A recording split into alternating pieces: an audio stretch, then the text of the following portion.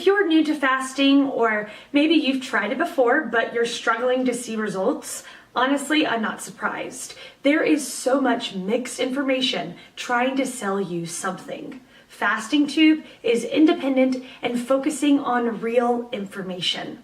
Let's get started with today's video. The question, when fat loss stops, what to do? Here are 3 fat loss hacks you can try if you've suddenly stopped losing fat. Here are 3 fat loss hacks you can try if you've suddenly stopped losing fat. One of the most stubborn areas to burn fat is your lower belly. It's no secret that diet and exercises play a major role for weight loss. Here is a free 14-day protocol to losing all your lower belly bulge and target stubborn fat. For more options, you can try these methods below. Fat loss hack number 1: intermittent fasting. Fat loss hack number 1: intermittent fasting. Intermittent fasting is a fat loss plan that is often misunderstood by those who have heard about it. There are also many people who don't know about this type of weight loss plan, as it is not as popular as most other methods which are focused on fat loss. Intermittent fasting, however, is one of the most natural means anyone can employ to lose fat and to stay healthy. Intermittent fasting is done by skipping meals. This means that a conscious effort is made to eat only at certain periods of the day. Once the window or time frame that you have chosen to eat has passed, then no meals should be consumed. It is essentially a decision to skip meals. Example, how your body utilizes and processes food. How your body utilizes and processes food. When you eat, your body immediately begins producing energy from the foods you are eating. If you have just consumed foods high in carbohydrates and sugars, your body is even more receptive to these, as it prefers to use energy produced from these sources. Your body will spend a few hours producing energy this way, instead of burning the fat that is stored on your body. This does not help with fat loss. Insulin, the body's most powerful hormone. Insulin, the body's most powerful hormone. When you are fasting, however, your body will use the fat on your body to produce energy because there is no readily available energy from food. So when you fast, you are in essence forcing your body during a period of your choosing to use the fat that it has been stored to produce the energy it needs. While fasting may go against the conventional wisdom that advises that you eat 6 small meals a day for weight loss, there is a lot of logic behind why this kind of approach to weight loss makes perfect sense. When you eat,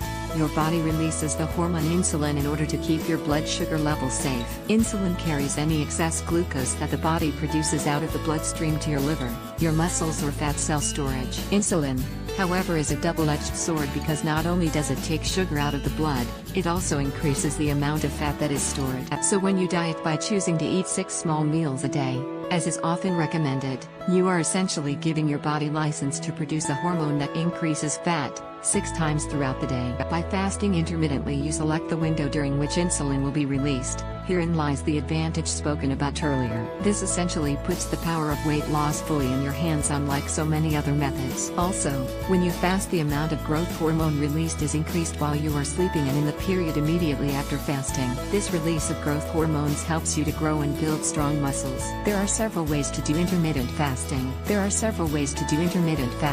AM fast: you may choose to skip breakfast and only eat from midday to maybe 7 or 8 in the evening. Others may choose to eat only in a 4 or a 6-hour period. AM fast. 24-hour fast: you may also choose to eat as you normally would and then not eat for 24 hours after that. 24-hour fast. Do a day intermittent fasting. With this method, one takes restricted amounts of calories during 2 days and normal eating is done on the other 5 days. Do a day intermittent fasting. Alternate day fasting: this method involves total abstinence from all kinds of food for 24 hours followed by 24 hours of normal eating. Alternate day fasting. As you can see, this is an extremely flexible approach to weight loss, and it allows the individual to choose which approach suits them best. No matter which approach is taken, it is still considered intermittent fasting. By cutting some of your meals out of your daily schedule, you are essentially eating less to lose weight. However, there is much more to it than that. When you avoid eating certain meals, you are able to eat more in the periods that you choose to eat, and this will work to your advantage. Once you understand how this type of food consumption works, you will understand why intermittent fasting will help you lose weight. Fat loss hack number 2: cyclical ketogenic dieting. Fat loss hack number 2: cyclical ketogenic dieting. When in a state of ketosis, the brain will prefer ketones over glucose. For the eater, this is good.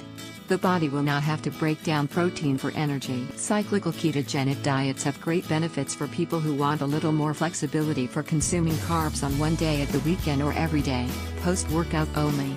Another great advantage to cyclical ketogenic diets is when you have a carb load day, you restore the levels of glycogen, therefore recovery can be improved over the following week. The reason for this is that it takes a few days to deplete glycogen stores before your body goes back into ketosis. This method also resets leptin levels in the body so that fat loss can continue due to the overfeeding of carbohydrates. To be quite honest, this approach also gives people a psychological break from abstaining carbs or keeping ultra-low carb throughout the week. 2 examples of cyclical ketogenic dieting. Evening post-workout carbs. The goal is to eat a high-fat, moderate protein diet every day at the start of your day.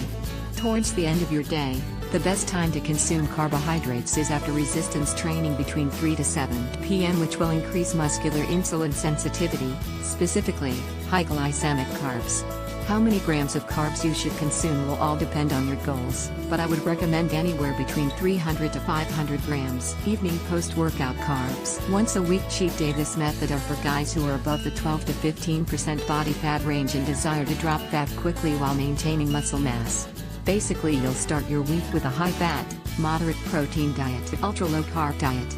You should only consume 30 to 50 grams of carbs towards the end of your day.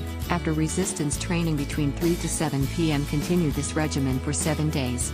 On your 7th day, you will continue to have your high-fat, moderate protein diet for the first part of your day, as mentioned above. However, this time instead of consuming 30 to 50 grams of carbs after training, you'll consume as many carbs as possible until bedtime.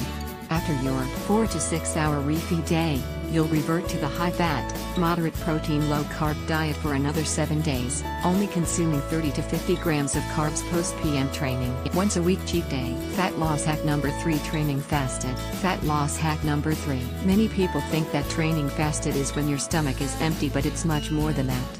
It has a lot to do with how your body breaks down and absorbs food. You can get in the best shape of your life doing 8 to 10 minute body weight circuits without ever stepping foot in a gym. When you consume food, they're broken down into different kinds of molecules. These molecules are released into the bloodstream and causes insulin to spike as well. Insulin's job is to shuttle these molecules into the cell. Insulin levels can be elevated for several hours depending on how much food you consume. As soon as you consume food, your body processes and absorbs them, resulting in being in a fed state.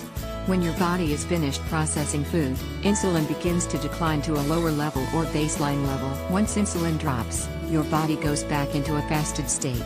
So in a sense, your body goes from fasted to fed all day long depending on how much you eat throughout the day. When training in a fed state, your body is still breaking the food down while insulin is elevated. When training in a fed state, your body is still breaking the food down while insulin is elevated. When training in a fasted state, your body's insulin levels are low or at a baseline level. When training in a fasted state, your body's insulin levels are low or at a baseline level. Your body does not burn fat while in the fed state. Your body does not burn fat while in the fed state.